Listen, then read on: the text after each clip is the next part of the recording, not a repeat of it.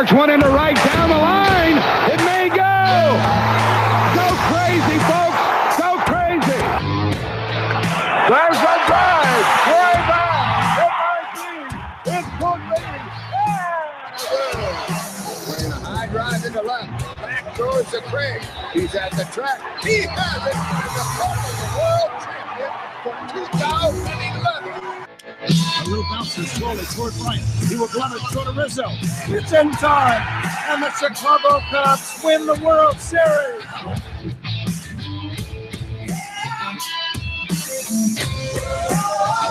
This is the Team of Rivals podcast. No insiders, no anonymous sources, just passionate analysis from the bleacher seats. Here are your hosts, Ron Nuttall and Peter Geddes. All right, everyone. Welcome back to this week's show. I was going to come in with a high energy intro to this week, but I'm feeling some low energy, Pete, and clearly Elliot's feeling some low energy right now because he won't be able to join us tonight. He's been hit with a bug, but I think my low energy comes from just absolutely nothing interesting in baseball to talk about. There's a lot to get angry about right now, but not a lot to be happy about. And I don't know how you're feeling, and I don't know how you're fan base up in Chicago is feeling, but I know that us St. Louis fans, it's not a great day, not a lot of news, and right now we're just counting down, and it's amazing. This is an amazing and confusing offseason. As the NFL limps, baseball cannot take advantage of it because baseball just confuses. How you doing? If we're not talking about baseball, I'm doing pretty well. It's funny that you mentioned the NFL. I wasn't planning on talking about this, but as we all know, by this point, I work at a suburban high school here in the city of Chicago. And if you've been in the Chicago area, I don't know how prevalent it is outside of the Chicago area. But in Chicago, you can't throw a stone without hitting a story about our alum who is kicking for the Philadelphia Eagles, Jake Elliott, and his completely improbable rise from high school tennis player to starting in the Super Bowl. So it's been kind of a big deal in the school this week. Oh, I see. All right. So hey, tell us a little bit of background on this guy now that you know him, because I wasn't aware of this. Yeah, it's actually a really cool story. So Jake Elliott is who I'm talking about. He's the kicker for the Philadelphia Eagles. He's a rookie kicker for the Eagles. And I'll give you the 10-minute story, less than 10 minutes. And by kicker, you do mean like place kicker, like kickoff, field goals? Okay. Yes, absolutely. I'll give you the quick story of the legend of Jake Elliott. So his freshman year, he's a tennis player. He's been playing since he was young. He played in all kinds of sports as a kid. He played soccer. He played baseball, played basketball. In fact, in junior high, his team went undefeated in I think it was his 7th grade season. And then his big sport was tennis. And so he makes the tennis team as a freshman. He was the best tennis player on the tennis team. In fact, he was so good, and it was all natural talent. The question has been for a long time, what would have happened with Jake if he had really dedicated himself to tennis? Because he made it down to state 3 of the 4 years that he was at our school. And it was all entirely based on his natural ability. Anyway, his freshman year, we have the homecoming pep rally, and we are looking to have a faculty student field goal kicking contest. Now, remember, Jake has never played football in his life. I mean, I'm sure tag football in the backyard, but whatever. Never played organized football. So at the beginning of the pep rally, we have student council kids throw T-shirts randomly into the crowd.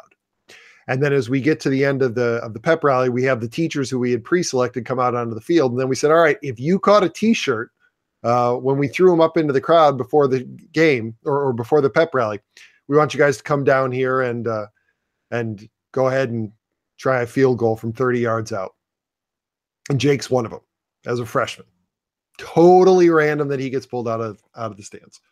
So the head football coach is standing next to my assistant as they're kicking the field goals. This is what she tells me because I was too busy running around coordinating the whole thing. And Jake, kicks a beautiful shot right through the uprights from 30 yards away. And the head coach turns to my assistant and says, "Who the hell is that kid?" Because the ball didn't sound the same coming off his foot as it does everybody else's. It exploded off. There's that telltale thud. And so the football coaching staff, spent the next 2 years trying to convince him, hey, why don't you come kick for us? Hey, why don't you come kick for us? And he says no. His mom never wanted him to play football, so he never even entertained the idea.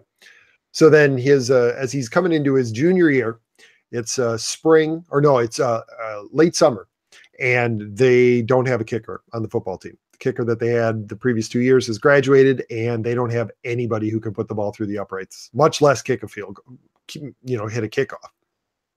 I mean, I'm talking extra points they can't make.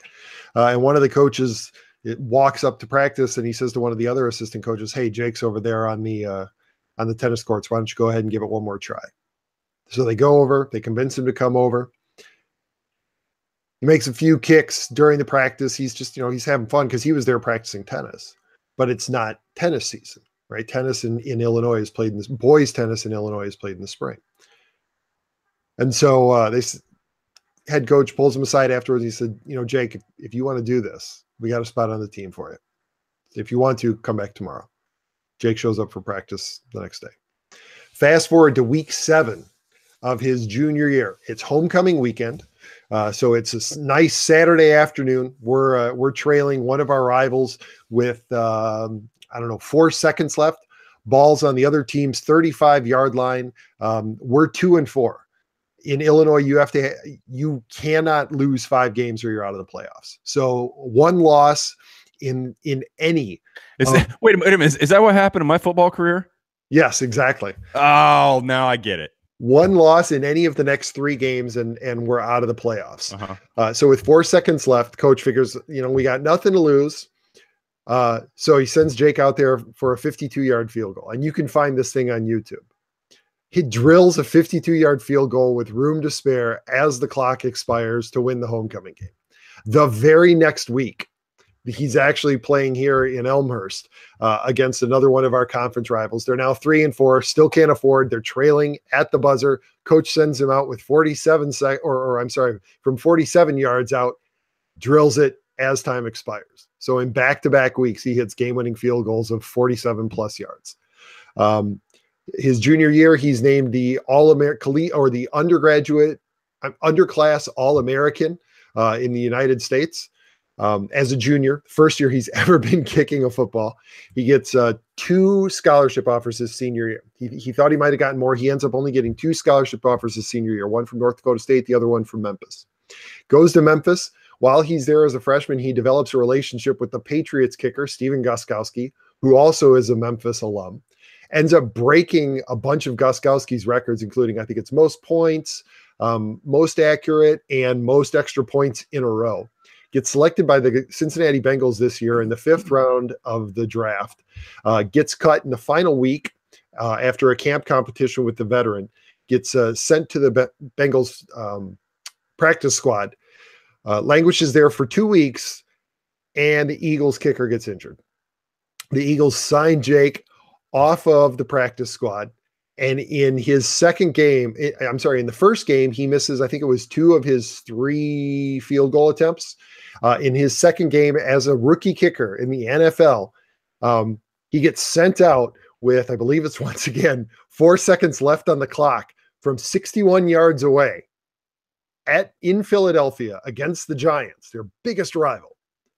Drills it, breaks the record, sets the new record for the longest field goal made by a rookie kicker in the NFL. The place goes into pandemonium. Carson Wentz has to sign over that week's game check to Jake because he said before he sent him out here, rookie, you hit this and you get my game check.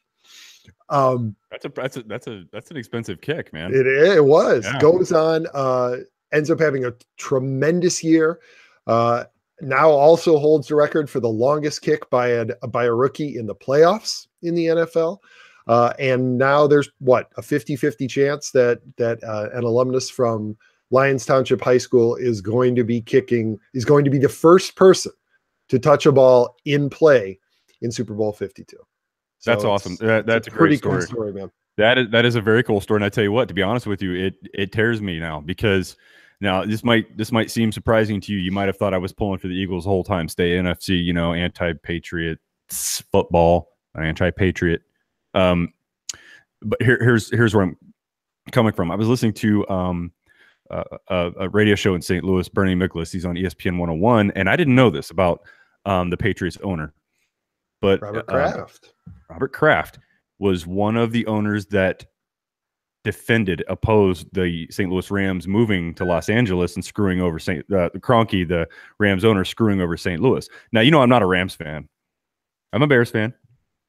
But it did affect the city of St. Louis in a negative way, because when we know a lot of people down there really love their football. They love the Rams. They had them for a long time. Had the greatest show on turf. So that had to be just a heartbreaking thing to see. But the fact that guy tried to prevent that, and for whatever reason, I don't know what the reasons are. I up to this point, Pete, I was Patriots. Why not? Right? Why not? Because you know what? It does no good rooting against it anyway, because at the end of the game, it's going to be like somebody there's somebody that intervenes with this thing where it sets Tom Brady up with just enough time left to effortlessly march down the field. It's like Tom Brady is Darth Vader in that hallway at the end of Rogue One, where it's just like over. So, but you know what? March down it. Here's the interesting thing, though. You look at their Super Bowl history. The Patriots are not involved in blowouts.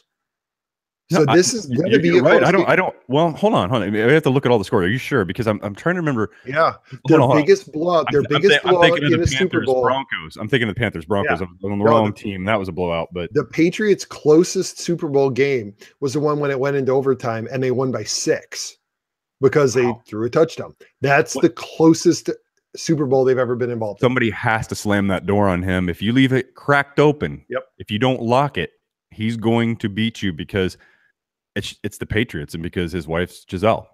Well, and which just makes you think, man, if it's going to be a close game, keep an eye on number 4 for the Philadelphia That Eagles. Is interesting. Evidently, that guy is like got ice cold blood running through his veins when the time's almost out, right? So that will be interesting to watch. I have somebody to root for on the Eagles right now, because that's a great story. Well, I can make the story even better. So last week, one of our teachers had the idea, hey, why don't we make up some T-shirts just to show our support here within the school? That's actually no, it wasn't me. That's the shirt I'm wearing, though. But we'll sell them to teachers. Maybe we can make some available to the students too. We'll only sell them for $5, and what little money we make, we'll donate it to charity, and we'll let Jake make the call on what he wants the charity to be. Very cool. This thing went nuts over the last 2 days. Yeah, over the last 3 days. Did you buy me a shirt? No, I didn't. Sorry, because we were selling them to the students first. Dig this. Over the last 3 days, they sold 2,000 shirts. Oh, okay. And he donated it all to a foundation that was established in the memory of a student who was murdered at LT in 2013. No, I'm sorry, 2011. And here's the funny thing about it.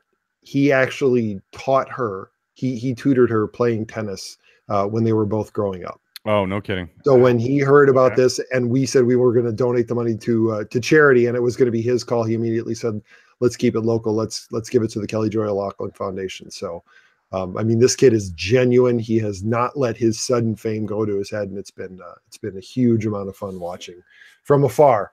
One of our own make a name for himself. That is fantastic. And hey, baseball, where are your stories this off season? Where are those those warm gestures that you love your fans, other than a fan fest that you're contractually obligated to go to? Most of you, anyway. Well, no, because the latest is supposedly no. You just let me go. You just let me. I know where you're going with this, and I'm going to let you, man. In fact, I have a feeling I'm probably going to sit here for about 20 minutes on mute. But I mean, seriously, Pete, is this not? We knew it wasn't going right. Like, we knew something was wrong, but holy jeez, man, this is we're weeks away from starting. I will tell you, I'm starting to feel like Darvish is holding this whole damn thing up. Because you can swim his ass back over to Japan then. I mean, think about it. It's clear that the whole pitching side, the starting pitching side anyway, of the market is being held up by him, because Arrieta does not want to sign until Darvish establishes the market. So Arrieta and Boris are waiting on that. Well, sure. I mean, I totally get that. Alex Cobb's waiting on it because he wants to see what his value is established at. And if Yu Darvish signs for $25 million, Cobb's going to have a really hard time making the case that he's worth 20. And then it just trickles down from there as far as what happens with Lance Lynn and then everybody else who's going to have to sign a 1-year deal. And I would imagine that there's a certain portion of that also just by almost osmosis affects the hitting side as well. Now, it doesn't happen that, you read the reports. Apparently JD Martinez thinks he's going to get a $200 million contract. Arrieta thinks he's going to get a $200 million contract. That's what he's holding out for. And I just read a report today that says that Greg Holland turned down the exact same offer that Wade Davis accepted from the Rockies. So this is entire, as much as, and I know we're going to get into it later, but as much as the agents and the players want to blame it on management and on owners, hey, Greg Holland, you could have set a record for AAV for relievers and you turned it down. That's on you, buddy. Well, entirely on you. Yeah, and not only that, so you've got fans now starting to look at players like, what the hell, right? Like, seriously, guys, most of you could have landed by now. And what I found interesting this week was just Brandon Moss talking about the players' union really doing this to themselves. Right. After he was just dealt to Oakland, by the way, which is where I don't know if that was his original team or not, but I know that's where he kind of he broke in a bit, right, with Oakland before he was dealt to the Indians. But so you have that, and you're right. You alluded to it just a few minutes ago. Maybe we should strike before spring training. Go for it. That's an illegal labor action. They can't. They have a contract. They have to be there. Go for it. They're going to end up in court, and they're going to end up in even worse. Was this an agent just spewing before he could figure that out? Or well, no, because another agent released a statement not long after that. Oh, okay. And this is something that had been rumored a couple of days before it. I forget who it was, but some prominent player mentioned that they should do something like that. They have to know they can't do that. It's in their contract. They can't. Right? Not only this, Pete, but I think it's the whole notion of striking over this, right? And let me just remind some baseball players of 1994. And by the way, that's still my favorite shirt. I'm going to see if I can find that image while you're talking. That is. I still have that shirt. But let me remind baseball players of what happened in 90. You know what it took to get baseball back after that? Steroids. It took steroids to get baseball back. I'm not saying on the map, not that extreme, but it took baseball, the steroid era, to recover. No kidding. So you want to go there? You want to go there with PEDs now, right? You can't do that anymore. Well, there's a bigger spotlight on it. Let's just say that you're not going to get away with it like you did before. You're not going to show up over one off season, all of a sudden look like a Mr. Potato Head with, bigger parts than what you had the year before. That you're not going to be able to do that anymore. So let me just remind them that go ahead and strike and see what fans do this time. Because look, I'm not talking about me and you, Pete. We're diehard baseball fans. But I'm talking about those people that kind of watch it if it's fun, and all of a sudden if it's not fun, guess what? They're going to move on to something else. So what are they going to lean on? What do they think they're going to lean on this time? How do they think they're going to improve things? Are they down and out? I tell you what, Ron, I don't know. Speak for yourself, because you know this. After the 94 strike, I was pretty sour on baseball. That's one of the reasons I got that. I got that T-shirt. And I joined the military after that, man. That's how uninterested I was. It took me 3 or 4 years to come back to baseball. The year immediately after that, I didn't watch a game. I did not watch a single game, which was hard. But I was so pissed. And you know what, Ron? I don't know that I have the patience if they do it again. If they trash another season, I don't know that I have the patience because what they're arguing about, what they're pissed off about right now is entirely a bed that they made. Agreed. And I think this is something they could have avoided. Yeah, and that was Brandon Moss's point, and it makes perfect sense to me. I'm not saying I agree with 100% of everything he said, but I think his message, I do agree with his general message. Now, Pete, I can relate to your feeling, because I tell you what, I was a pretty hardcore hockey fan too. When they went on strike, I seriously have never recovered. I've never been back into hockey since they went on strike. I've never been back. Now, I was a Blues fan, but that has nothing to do with it. The Blues are still a pretty decent team, and they're still pretty competitive, and they do make the playoffs. But I've never been able to get back into it, Pete. And that's the kind of baseball fan that I'm talking about. How I was and how I am now to hockey. There are baseball fans like that now, younger people that are in their late teens or early 20s. And if baseball does this, they'll never get them back. I'm not going to spend $50, $60, $70 on a hockey ticket. I can tell you that right now, and I haven't since.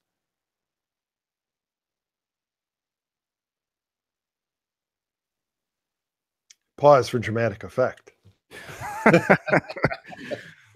I wasn't sure if you were frozen or not, but I was giving you a window there, man. I absolutely agree with you. You know, it's a lot of money to take your family out to a ball game.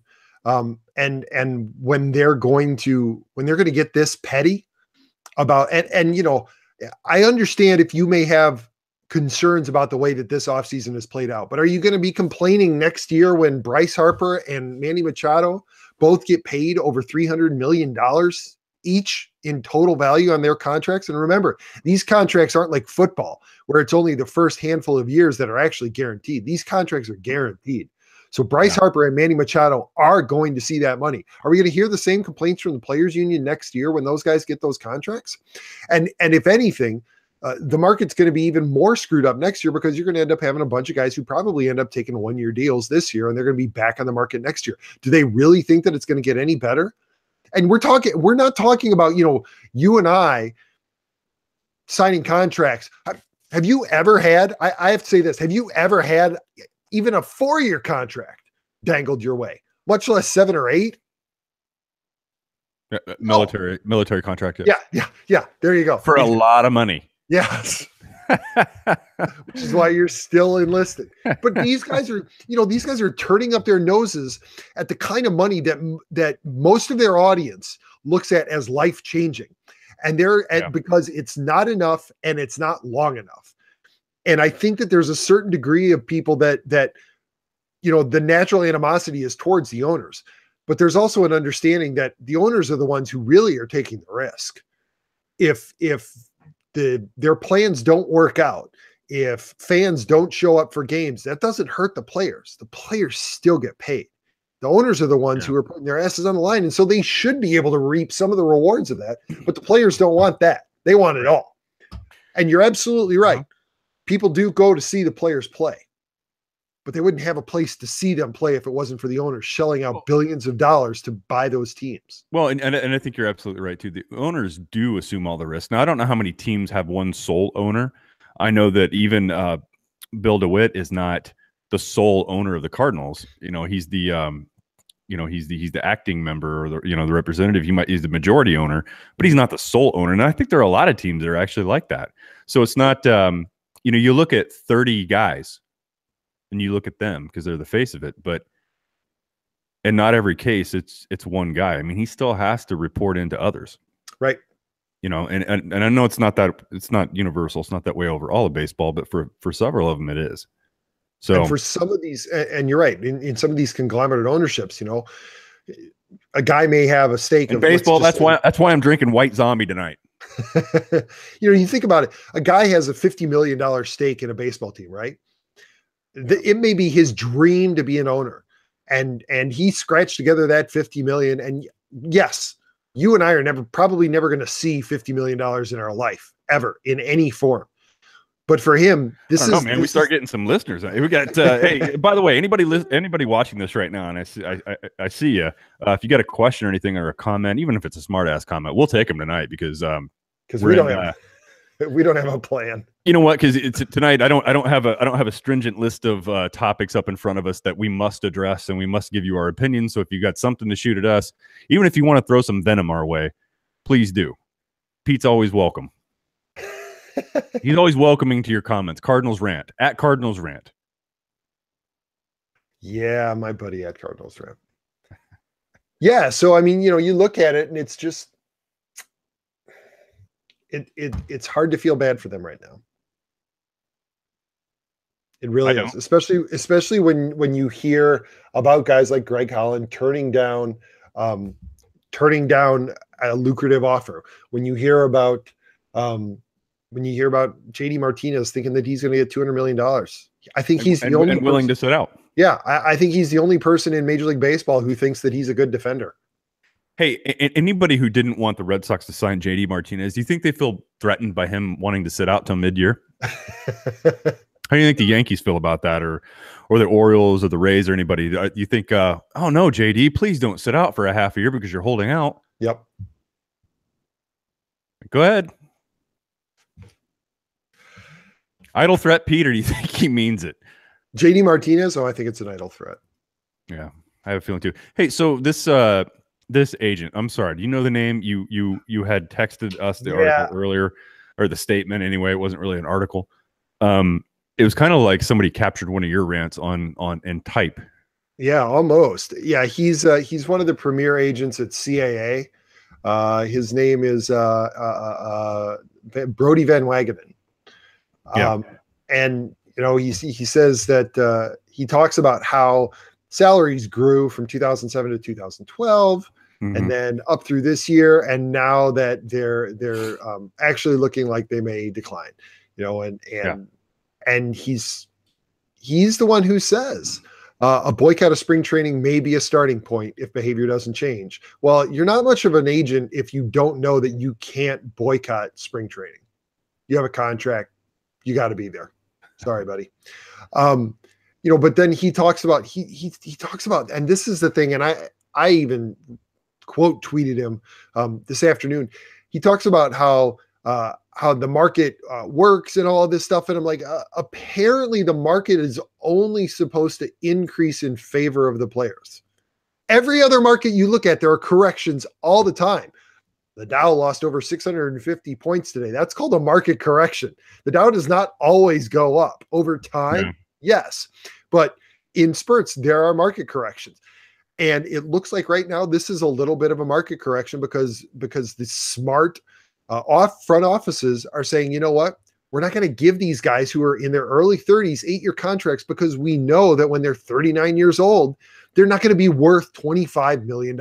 And they're going to really have to perform well at the beginning of that contract in order to justify us carrying that on our salary cap. And Pete, how many times have we talked about this on here? Now, I don't even want to get into it anymore. We've talked about how many of these 10-year deals are awful in like the back, not even the back half, man. It's like the last 6 or 7 usually that teams are already looking to.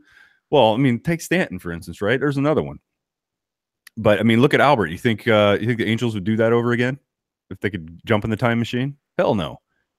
So you think the Cubs would do Jason Hayward again if they could go back 2 years? No, absolutely not. I mean, because at this point, they're not. Even if he regains his 2012 stroke, he's going to have to play like that for the remaining 5 years of that contract in order to justify the expense. Right. That's a lost contract. We can go through a list of more large asinine contracts that just haven't worked out than we can ones that have, right? We can probably count the ones that have, like on both of our hands. Yep. The ones that have truly been worth the value. I mean, you'd even look at one like Cano. Do you think Cano's was of value? Well, and Miguel Cabrera, right? Absolutely a wonderful player to sign, but now that contract is going to kill them. Yeah, and it has. I mean, clearly it has. It's contributed to the reason that they're in the position that they are right now. And they can't unload it.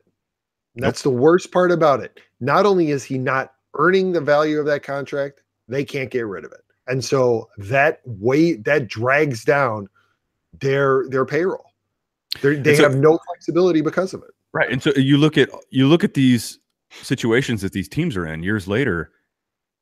Are the players really wondering why organizations are reluctant to do this now? I mean, here's what they've seen, right? Over the last couple of years, they've seen the Cubs and they've seen the Astros, who did it a different way. Teams, I imagine right now, and we don't study all 30 teams. We focus on ours, right? We focus on who we see the most. But you've got to imagine that there's a good portion of those teams somewhere in the middle. They're trying to figure out which way they're going to take this thing. Are they going to try to follow the blueprint that the Cubs and the Astros have laid out? Are they going to do something, or do they think they don't need to go that extreme? Maybe they need to overhaul, but they don't have to tank, quote unquote. I think there are just a lot of organizations that are trying to figure this thing out. And so therefore, when you're unsure about things, you don't make a decision. Right. And so that's why they're not making a decision on players like this. I mean, at least not to the level of commitment that the players union and the players want to see. And they're not going to see it like they were used to over the last several years. I'm going to be shocked if any of these pitchers right now get an offer in excess of 5 years. Not the ones today that are available now. I just don't see it happening because there's so many cases of it just not working out.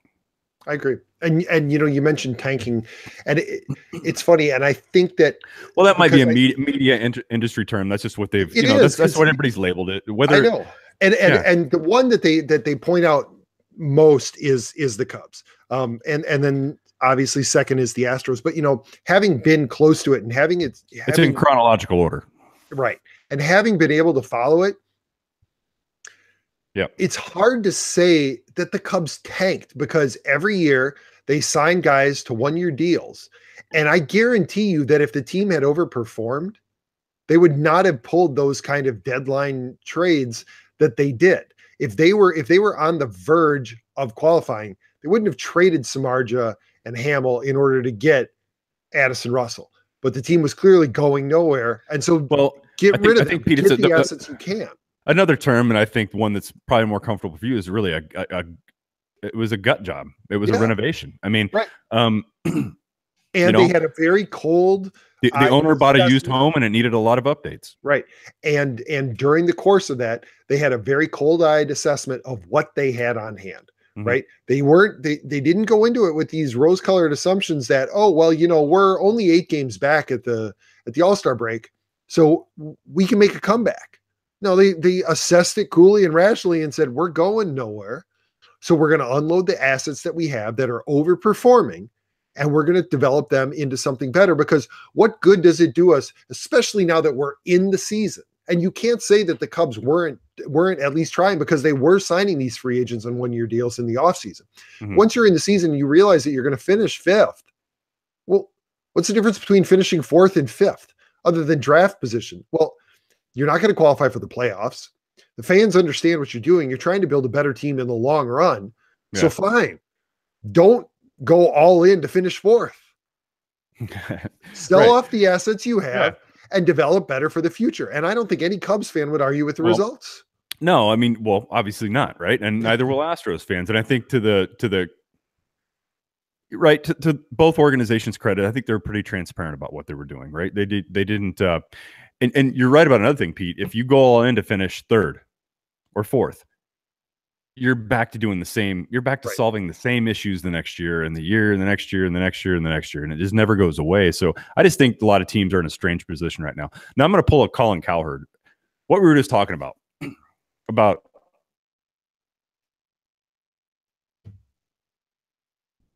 Ron, did you freeze or did I?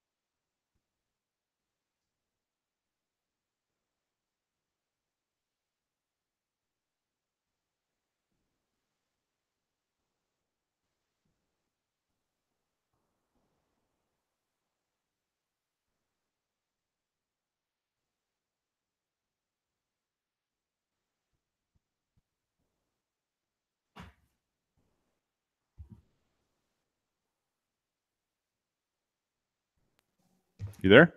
Yeah, I'm here. Yeah, I don't know what happened. I don't know when you lost me either. I'm guessing nobody else wants to know. Nope. All they're seeing on YouTube is the logo. No, I've got it up on the phone. I've been There looking. we go. Hey, sorry I about see that. us again. I'm not even gonna go back to what I was talking about because it made no sense. That would be a switch. I've lost my train of thought. All right, man. I know we had a list of things. I think we've been kind of covering them almost Little by ad hoc little. here, really.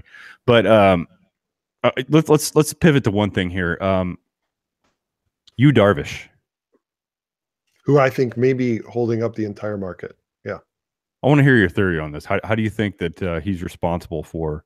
Well, we touched on it before. I think that Arrieta is waiting for you, that Boris is counseling him to wait for Darvish to get signed, so that it puts pressure on the other teams. And it certainly sounds like from the reports that you read online that the number of teams who are still in on Darvish is whittling down. The Rangers made it pretty clear today that they're out of the running for him. The Dodgers and the Yankees don't have the room to add him. It sounds like it's a 3-team race, and the Cubs are playing this the right way. They're letting the market come to them. It sounds like right now they may not even have the best offer, but they're not at the point where Darvish and his camp are saying, okay, best and final offer. And so the Cubs aren't going to bid against themselves, which is exactly, the agents aren't happy about that. The teams are no longer willing to bid against themselves, but why would they? The Cubs know they can come in with a better financial offer than Minnesota or Milwaukee can afford. So why jump out there if they don't have to? Wait until used people say, you know what, we're ready to make a decision if you can't top this offer. And then once they know what the offer is, then you come in and you say, okay, we'll give you that 5th year. We'll give you a 6th year option at $25 million average annual value. Let's do this.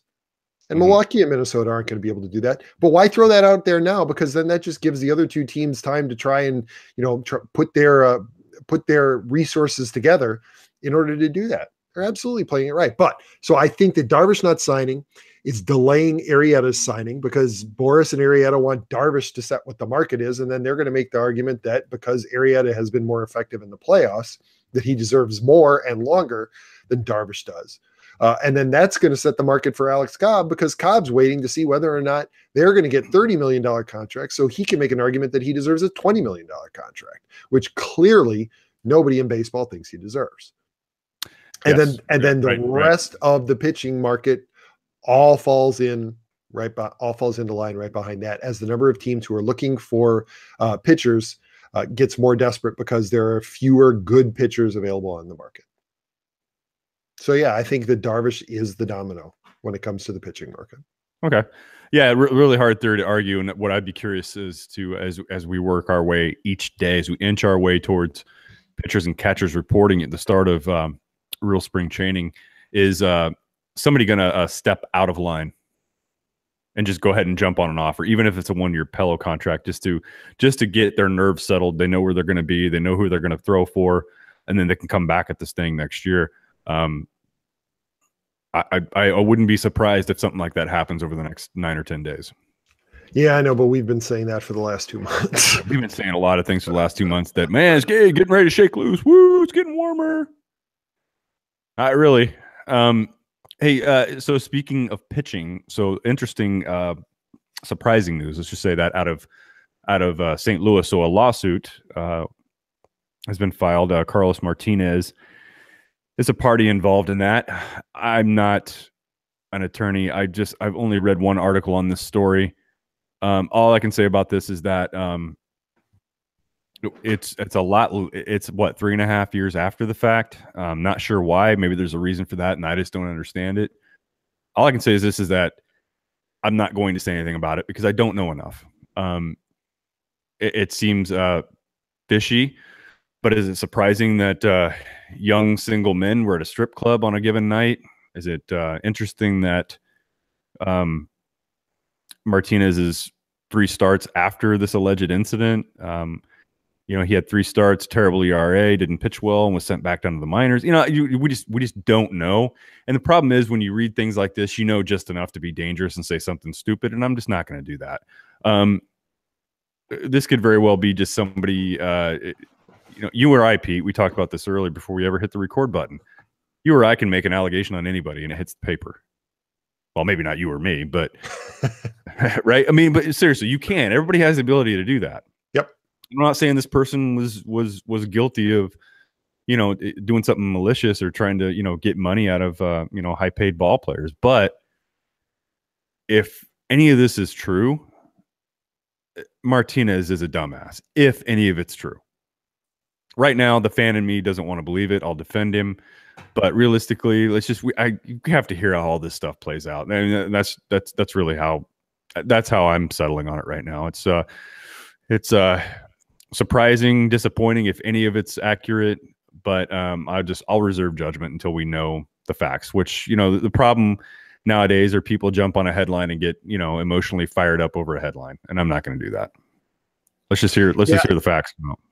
Yeah, I should launch as a Cubs fan and say, anything that can weaken your starting pitching staff and make you less of a threat to us winning the NL Central is a good thing. But I can't. That's, this is a young man's life who is a very promising young star in the game. And I don't think that anybody should be dinged like this. And have false allegations immediately assumed to be true until we know more. Right. It certainly looks bad, right? The timing, it does look bad. The timing is bad. The Cardinals were in town on the date of that incident. Martinez was on the roster. So the confluence of events certainly does look like it lends credence to this. But I agree. Why wait this long? I could understand, 6 months, a year, because you're getting your attorney lined up and everything. You're having communication, and who knows? Maybe that's the delay, is that they did start moving forward and tried settling this kind of stuff to take care of it. And Martinez denied it, thinking that his status would help to put this thing to bed, or this could just be completely made up. But why speculate? We don't know. Yeah. We're not going to know. The one thing that I hope, having seen what happened with Addison Russell this year, is for his sake, I hope this is resolved either way as quickly as possible, because it's clear that things like this affect a player's performance. And, I don't want to have that hanging over his head and as a ready excuse for people like Cardinals rant to say why it is that you guys finished in third place again in the NL Central. Had to go there, but that's all right. I did. It was so easy. Yeah, that guy's got to learn. He's got to learn what he should. I mean, he's a social media guy. He should know what a troll is. And Pete, on occasion, can troll you. If you happen to be listening to this, don't go for the bait, man. I've already warned you. But anyway, yeah. So this is that's all I really want to talk about this thing. This is not it's not a fun thing to talk about, but you know what? Really, nothing in baseball right now is. So it was news. We had to give our opinion on it. It's not much of an opinion, but we gave it. Next, golf carts. Okay, I'm going to put this image in your head, Pete. All right, I'm going to go ahead and I'm going to go on mute now. Okay, put this image in your head on golf carts carrying relievers in from the bullpen. It's the top of the ninth inning the bottom of the eighth inning just ended. The Padres, third out. We're in San Diego, by the way. And so all of a sudden the music starts, Hell's Bells. The bell going, dong, dong. Bullpen gates open. And in drives an electric golf cart with Trevor Hoffman on it to Hell's Bells. Not jogging slowly or not walking menacingly, but riding an electric, battery-charged and battery-powered golf cart to Hell's Bells to the mound in San Diego. Now, how awesome would that be? I'm asking you. I don't know. It depends on if it's tricked out, right? If it's just a golf cart, I'm 100% with you. Why don't you just give him a segue? No. Like if this thing's got flamethrowers, right? Like it looks like. Do you remember they used to have a Hot Wheels car, and I don't know if it was based on an actual funny car or what, but like it looked like a normal hot rod on the bottom, but then it had like the spiked German Otto von Bismarck war helmet on the back that was the cab of the car. Like if you had a golf cart that came out like that and it's shooting flames and stuff, and that's only Trevor Hoffman's cart, right? Like they've got a different cart. They've got a different cart for every reliever. That might be awesome. That's shameful. I've got to be. No, I'm sorry. I'm going to offend somebody here, and I don't mean to. But that fine. So who rides a cart through the airport? Old people. And you're going to take me on a golf cart to the mound when I'm a professional athlete. Now, Pete, let me play this example for you. So I'm Ricky Vaughn, trying to get to the playoffs, trying to beat the Yankees. I'm going to pitch to Clue Haywood. He's kicked my ass all year.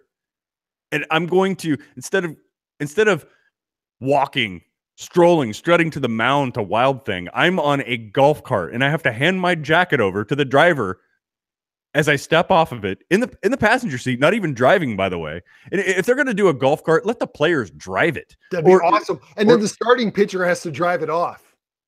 Or the pitcher that's shamed and has to leave. Yes, has to drive. Okay, fine. You all right. You detected a little bit of wobbliness in my foundation. I was so against this, but hang on. Let me keep going. Work this out. Why does it have to be an electric golf cart? Hold on, no, wait. Let me continue because I think there are some healthy alternatives. I already said a segue, but I was tongue in cheek there. That would be absolutely stupid. What about one of those airport walkways? That walk for you, that get you to the mound faster. How about that, Rob Manfred? Would that cut half second off the trip in from the bullpen? Put them on one of those escalator walkway type of things, those belts. Or here, Pete. How about this? How about zip lines? No. Oh shit! I wasn't even thinking about that, man. That is good. Zip lines from. I might have lines from the. Could you imagine? No. All of a sudden, the reliever shows up on top of the green monster and zip lines down to the mound. But that's a lot of shit he's got to take off, right? He's got to take a harness and everything. But listen to this. I've got build the harness. No. I've got it. Man-sized drone grabs him like an eagle would a small mammal. Yeah, fine, but grabs them as though an eagle would grab a small mammal in the woods and just drop them off at the mound. How about that? I like it. I think that's the only acceptably. Seriously, this is just stupid. A trebuchet play thing, right? You just load up a trebuchet and it throws the reliever onto the mound. Or you get one of those big ass tubes they shoot those shirts out in and just shoot the damn reliever to the mound. Hey, Elon Musk is working on a Hyperloop. What better way to test the Hyperloop that's going to run the entire length of the state of Florida than just the 300 feet from the bullpen to the mound? Yeah. Pete, you know where I'm getting. Here's what we're getting at. This is all stupid. This is all stupid. Downtimes in a game, just make the game interesting. All right, like that. Ask them to consider that fine. It's like they're thinking of everything they can, and shutting the filter off and letting the stupid ideas seep out.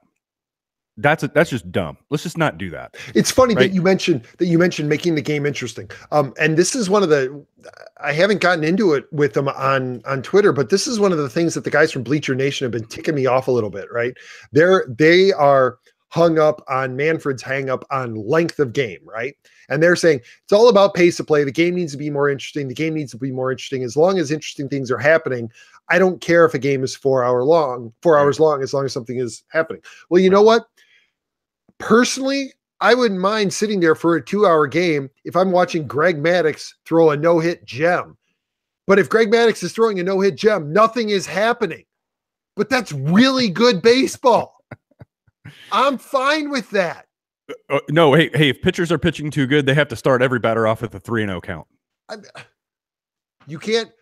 It's both things, right? It's length of game, but it is also pace of play. But you can't define something happening as runners on base and tons of runs scoring, because then you take away some of the best games you'll ever see. Well, and also, Pete, I don't like this thing of looking at things and scoring whether it's successful or not. The average time is down by 5 minutes. No, man, that's not the point.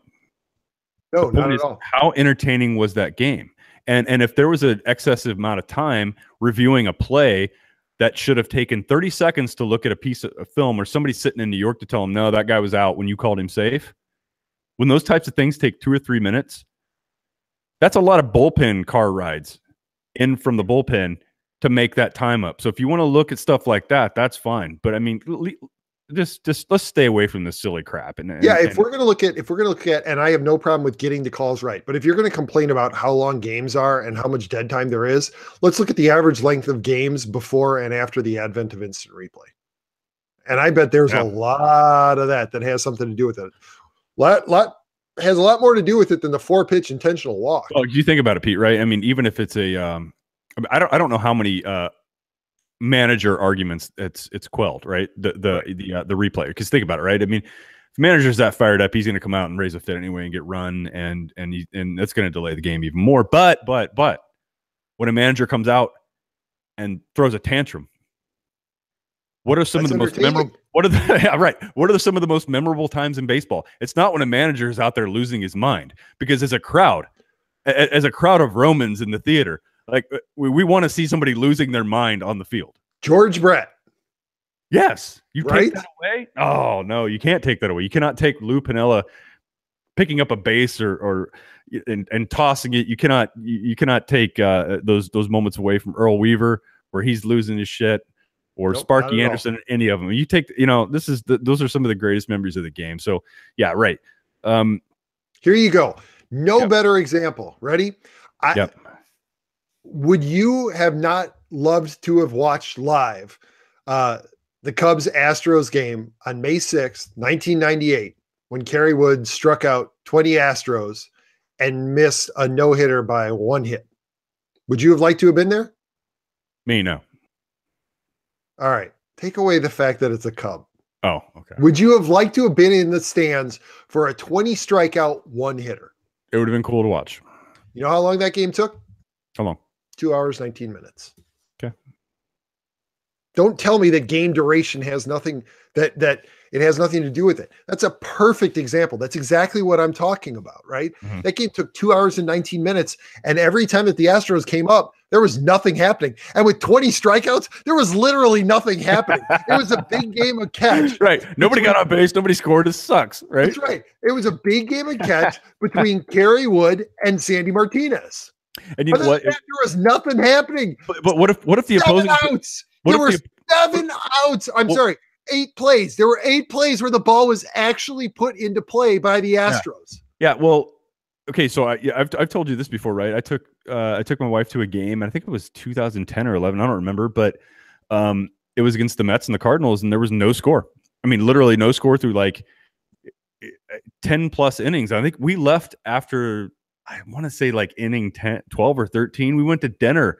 The game didn't even end till after dinner, and it was like 1-0. Like I look up and Joe Mather's pitching for the Cardinals. So,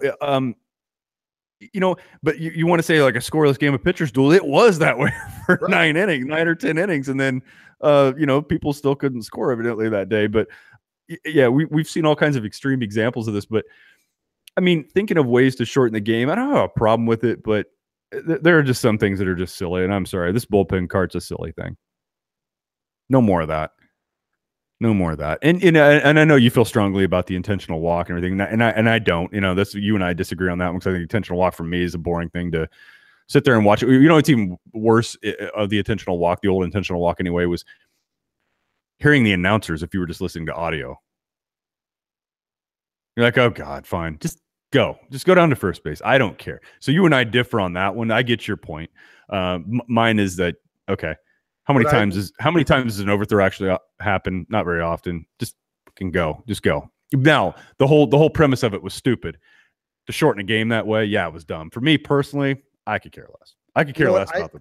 I tell you where I could compromise. I would be fine with a no pitch intentional walk if there's nobody on base.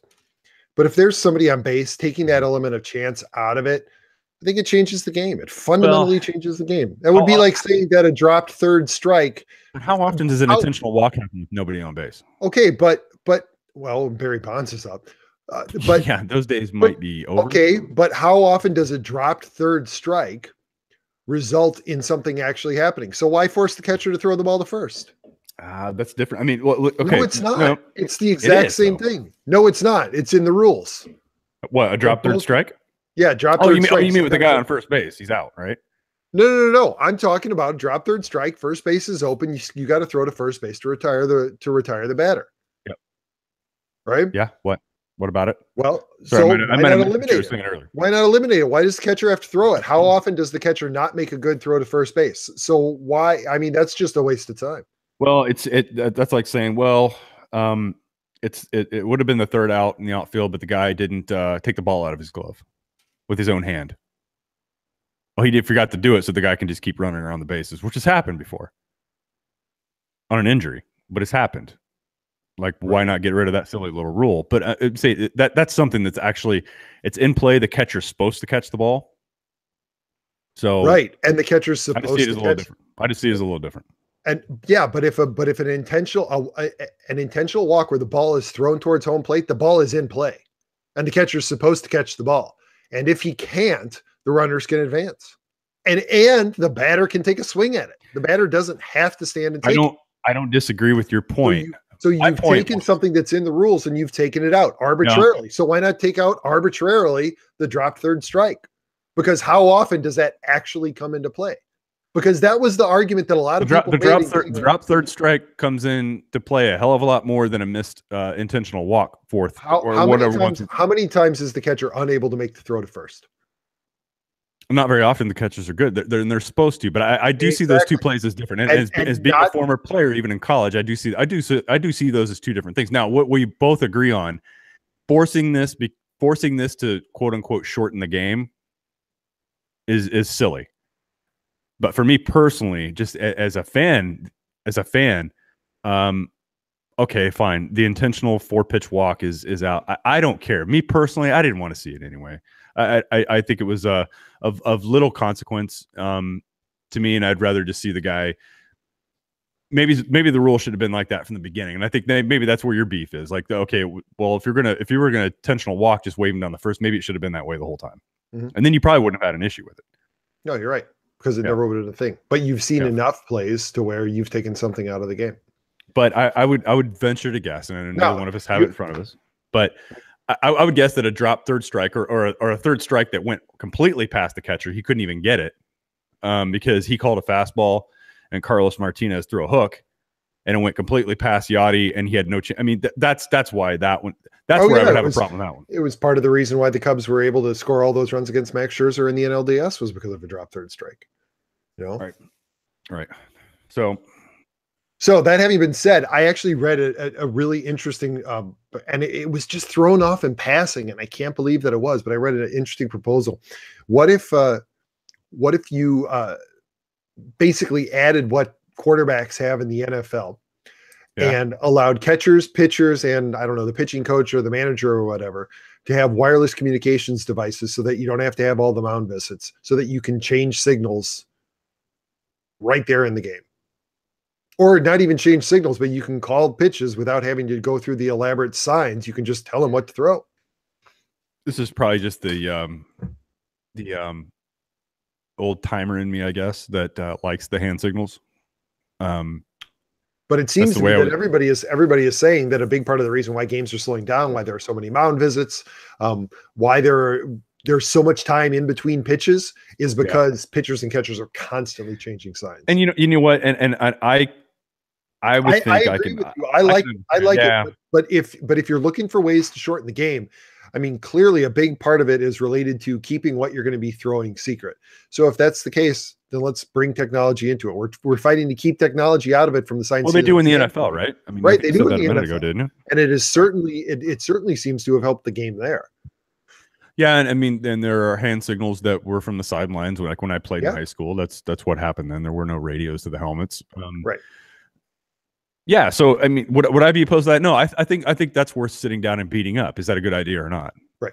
I agree. So I wouldn't poo-poo that one immediately. Now, do I want to see it happen? Personally, kind of not. But well, I mean, and you could do the same thing with hitters, right? Why step out and look at the third base coach? Yep.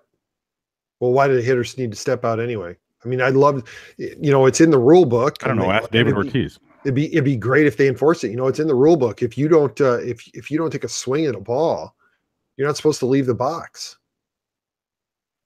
And you see guys step out all the time. The umpires don't enforce it. How about the umpires do their jobs and enforce some of the rules that are actually written?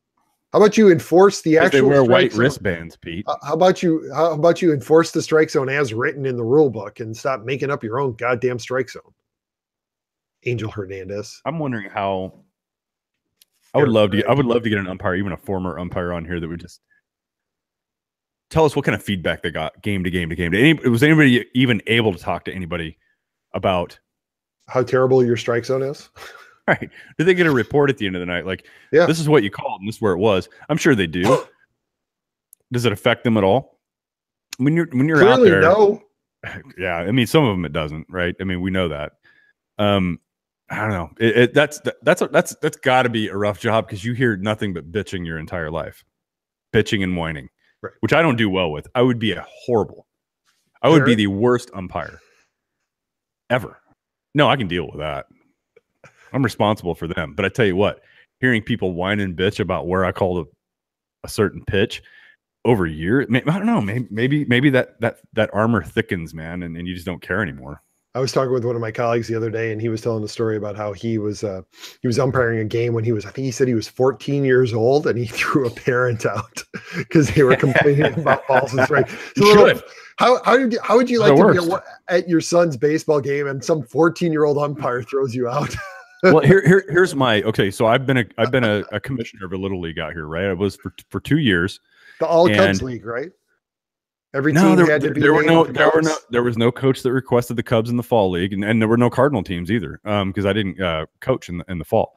But I tell you what, there are probably, I'd say 1 out of every 8 coaches that are a pain in the ass that don't understand that ESPN's not in the stands, nor are scouts for your 7 and 8, 9, 10, 11, 12, 13, 15. I mean, there's not there. And then there are, and what I don't understand about some coaches and parents when this little league, travel baseball, whatever it is, it's like most of us, Pete, we have this shame filter. Like I'm complaining about something, and I should feel ashamed about complaining about that because this is really petty. Yes, I know it's my child, but like people bitching about small fees to cover concession stand, this dugout wasn't completely swept before the game. I mean, just things like that. Like, don't you feel some sort of shame? Like, shouldn't you have enough going on and be happy enough to where you're not complaining to me or anybody else that runs any of these leagues or an umpire for a little league? Like, you should feel ashamed for acting that way, in my opinion. So why do some people just not have this? I mean, what is lacking there that you're okay with complaining about things that don't matter? And actually, you know what? Your kids would be embarrassed by. What is that about some parents? I'm not perfect, man. I am hugely flawed as a parent. I've made mistakes. I don't do everything right. I don't think of myself as righteous, but I mean, when it comes to like openly complaining about things, there's just some people that just know no shame. They will just bitch and complain with no filter. I just don't understand it. And I've lived it now. I've lived it for a couple of years. I don't know if I'll ever do it again. And it wasn't the kids. The kids were fantastic. Almost every one of them. Not almost everyone. All the kids were great. It is just a handful of coaches and it's parents that are just cause people that volunteer for these jobs and don't get paid anything. They cause a huge heartache. I mean, there's nothing stressful. Most of us deal with a full-time job or raising families, and then we got to get an email or 3 or 4 emails a night bitching about things that are just like, why do not all kids get a trophy? They played so hard this year. Oh, God. Jesus Christ, man. You know what? You know how many trophies I got when I played Little League? Like none. I got a ribbon at the end of the year because we didn't place in the tournament. That's why. But it's just stuff like that, and it piles up, man. That's why I won't do it anymore. Sorry I went off on that tangent tonight, man. I didn't mean to do that, but that's all right. It just goes into complaining about umpiring. You know, the story that, your 14-year-old, you knew a 14-year-old umpire that had to kick a parent out. Like, where are these people's filters? Do you not know shame? Do you not feel bad about complaining about something that you shouldn't have been complaining about, especially to a 14-year-old umpire? People, get a grip. No, they feel no shame whatsoever. No, they don't. They don't. Which is fine. Let them. What a week. What and a bad offseason. It is. And speaking of this offseason, I gave this this little. We missed it, man. We're supposed to tell people where they can find us. You know. Oh no! We're gonna get there. Sorry for anybody who was watching that. Yeah, I've got some scars over commissioning a little league organization. My fault. We're gonna get there. I'll get there. Just a little heads up for our the watchers. Well, we're still giving you a warning, but especially for the podcast listeners, you got 5 seconds to earmuff the little kids because you're going to get a little bit of nasty language. What topic are you covering here? Little mini rant that I sent Ron and Elliot last night because I had pre-warned them that we weren't going to have a show on Thursday night, that we were going to have to move it back on Friday, and they were both gracious enough. Elliot had no choice because he was, I think, puking from the third level of hell. Elliot, really seriously, man. Hope you feel better. But I was out last night and I texted Ron and Elliot and I said, we're coming to you late this week because I had a date last night and I didn't feel the least bit sorry about it because nothing is fucking happening. Or interesting, by the way. Fuck you, baseball. Or interesting. It's not interesting. Or interesting. Nothing's happening, and there's nothing interesting to even talk about. So how about we improve the pace of the offseason? And fuck you. As in, why you? Fuck you. Darvis. Sign a contract. Please. Can we just get on with the season? I have never been so desperate for spring training to start. And yet I don't want it to because you're going to have all of these free agents who haven't signed. And we're going to have to hear all these sob stories about these millionaires who don't have a job. Yeah, cry me a river. Speaking of which, hats off. I don't know if you saw this. Hats off to Aramis Ramirez. Did you see the story about him talking to a bunch of young baseball players? That his agents arranged to talk for him for some young prospects who are coming up. And he talked about saving your money and being responsible with your money. And he explained that he got made fun of when he was in the majors because he never spent money. And his teammates were always like, Aramis, what are you doing? You're a millionaire. Come on, spend your money. He always, every year, immediately put away half of what he earned and then lived on the rest of that during the year. He now has $75 million in the bank. It spins off $2 million a year. He's set for the rest of his life because he was responsible with his money. So, I mean, I read that and I was like, what a great story. I hope more people hear about that. More young athletes hear about that. If most of these guys who don't have jobs right now had taken that approach, they wouldn't be freaking out over the fact that JD Martinez is not getting $200 million this offseason because he's not worth $200 million. Hey, JD, you can get by on less. Sign a contract. Go to Boston. Nobody else wants you. Just do it. That is true. And that is great advice coming from a former Milwaukee Brewer.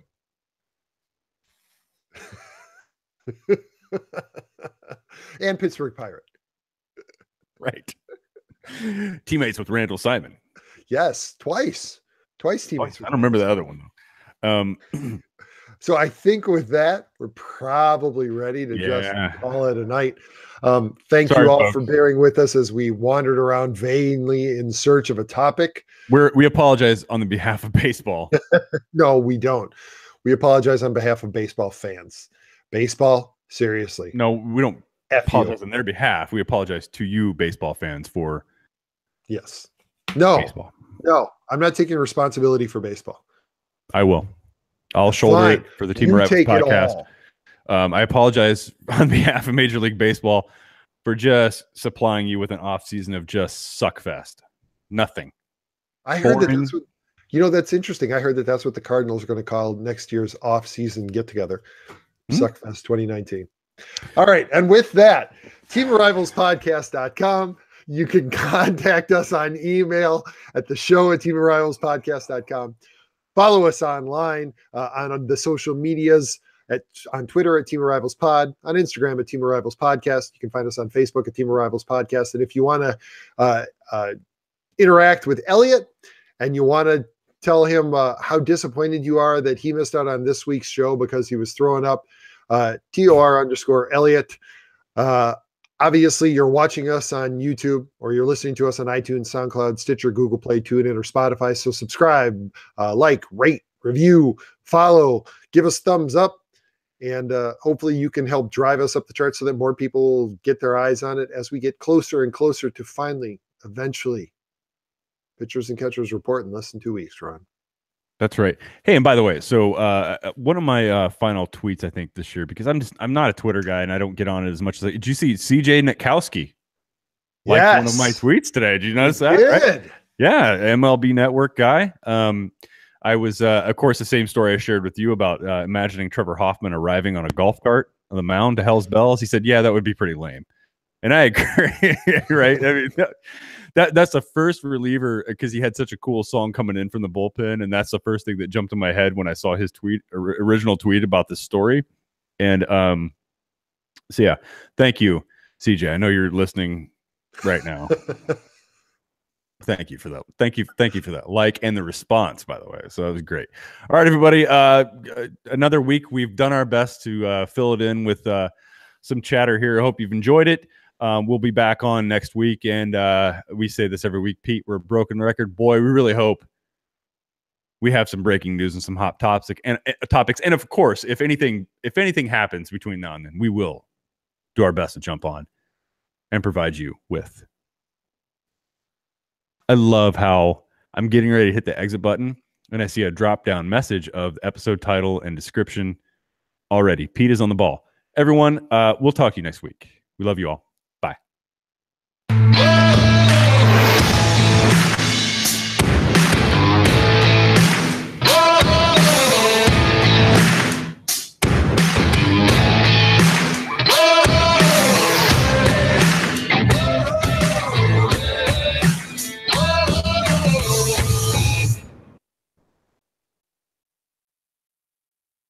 Man, I held out really long.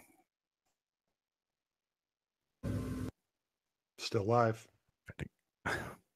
Thank you. Bye, everyone.